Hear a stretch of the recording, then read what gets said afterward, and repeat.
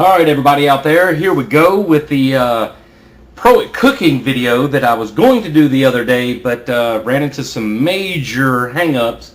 But as you can see, I am still up and operational. I did come up with what I needed to actually keep going.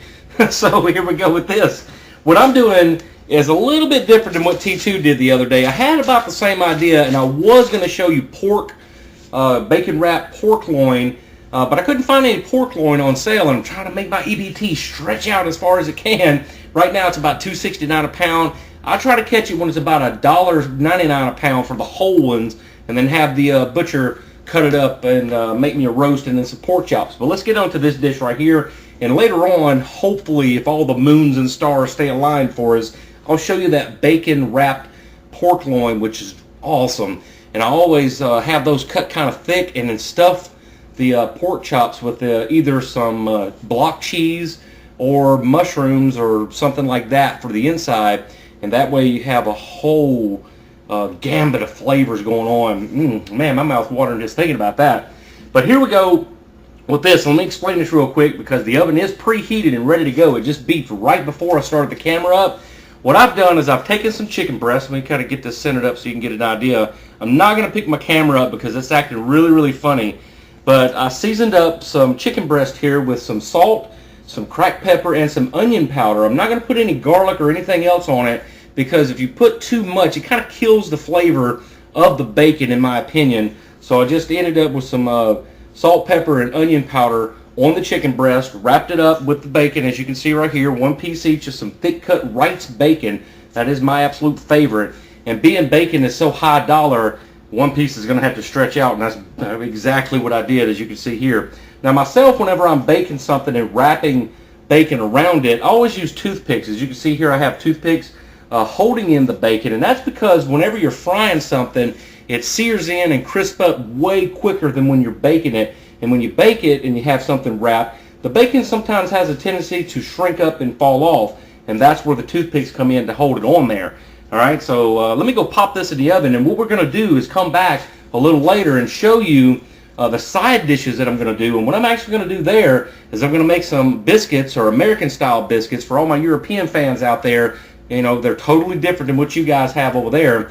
Buttermilk biscuits, southern style, no big deal, but still you'll be able to see that. We're going to make some buttery mashed potatoes with some portobello mushrooms in it, and some sweet peas to really top it off. And with my sweet peas, they always end up in the mashed potatoes anyway, so I might think about mixing all that together and then topping it with some cheese, kind of like a halfway shepherd's pie going on there. So I'm going to get this in the oven, and we'll be back with more delicious Pro at Cooking, craft chest style. Stay tuned.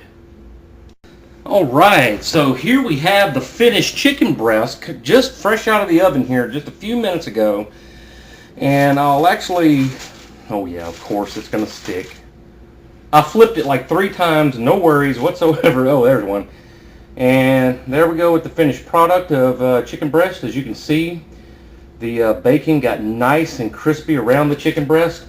I flipped it over, and then about halfway through the 30-minute process, I flipped it back again so that we could get a nice crispy bacon texture on both sides. And as you can see, there's not a whole lot of grease, and that's because hopefully most of all that flavor and grease went into the chicken breast. Wright's bacon really isn't that greasy to begin with.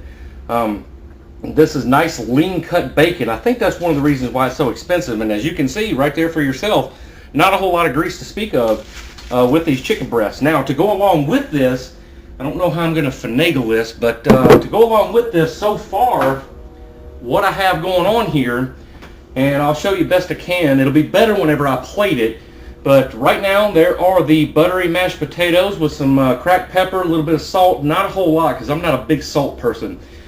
Barely salt to just make it taste, if that makes sense. I don't over salt my food. And the portobello mushrooms mixed in. And what we're going to do is after we plate this, we're going to put a little bit of cheese over the top of it and let that melt into it, because this pan, being the 1810 stainless, really holds the heat, and it's still hot right there right now.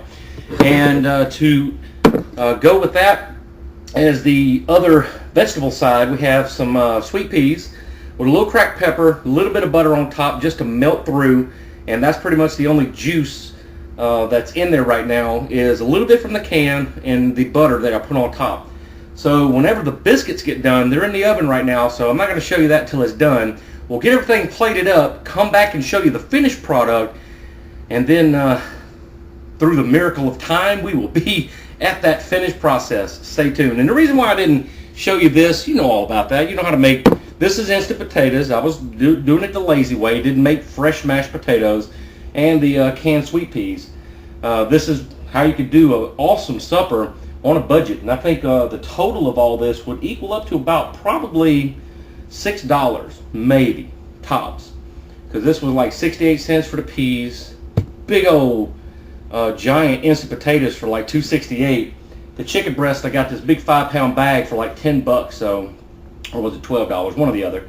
So we got 4 of those going on, and we'll plate this up and come back and show you what we got for the finished product. Stay tuned. All right, so everything is done now. I have the finished product plated up, and without further ado, I shall show you how we can do an awesome supper, craft chest style, for not a lot of money.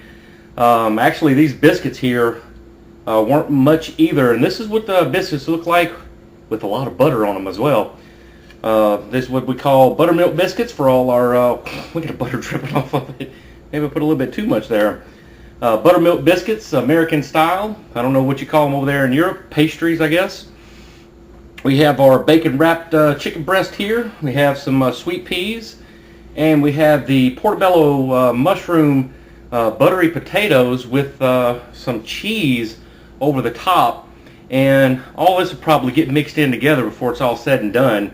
So what do you think about that? And try to tilt it to where you can actually see everything. What's a good angle there? Actually, let's see. Yeah, there we go. Let me just tilt it down, and there you go. I don't want to spill those juices. You see I'm trying to get over there in the corner. And that's it.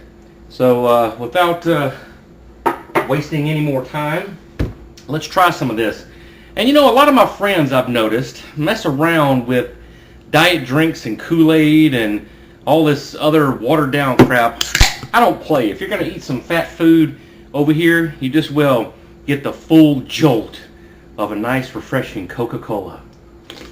Nothing like it. And a bottle of water to wash everything down. Now, let's get a little bit of this chicken here and see how we did. I'm going to get a big, gigantic piece here. Here's what it looks like. Oh, nice and moist. Oh yeah. Got that bacon flavor going on in there. Let me get some peas. And the onion powder, actually is awesome. Mixed in with that chicken and bacon. Amazing. Now, get a little bit of these potatoes here. Got the cheese happening on it. Check that out.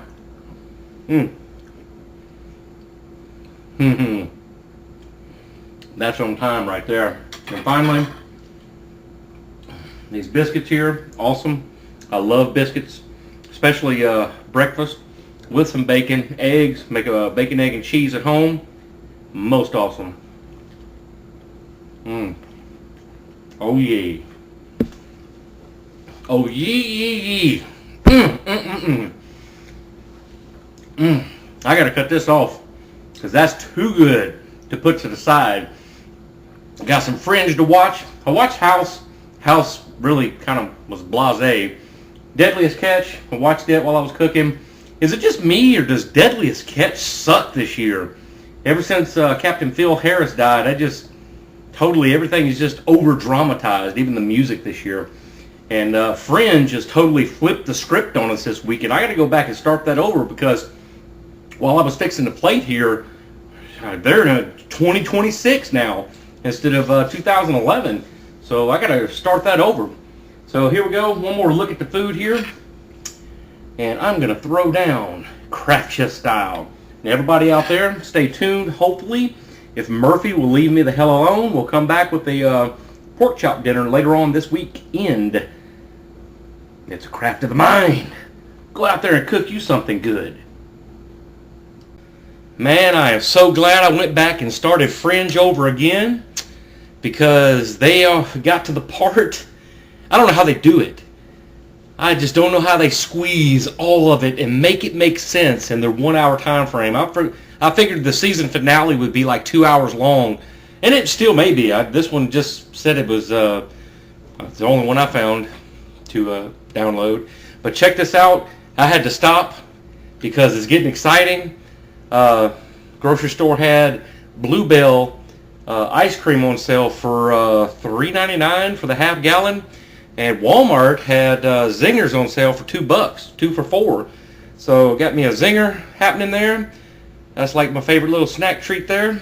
And pistachio almond ice cream. It almost looks like mint, but it's not. It's pistachio almond. So I'm gonna watch me some Fringe here. What is it? Sir, it just started 60 seconds Enjoy ago. me a little bit of dessert. Started exactly. The machine. Woo! Something is happening. The It's good. diagnostics are through the roof. Look Yes, at this. sir. The soft Stay tuned. Bull-ish. That was the Watchers at the very end. Alright, spoiler alert. I better not. Fringe people out there, the ones that are fans, you gotta go watch this episode, man. Season finale. They better bring it back, because Fringe better not end like that. Like they did Heroes, Brave New World. It didn't even do season 5. Fringe better not do that crap to us. Ooh. Well, I guess I'm going to enjoy the rest of my dessert. Get me a cup of coffee going on here. Still working on this. Man, this is rich. I hadn't had rich food in a while. This is going to be laid up after this.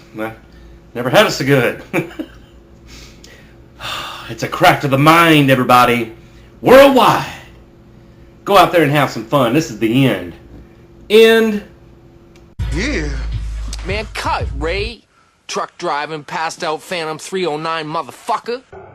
Boom.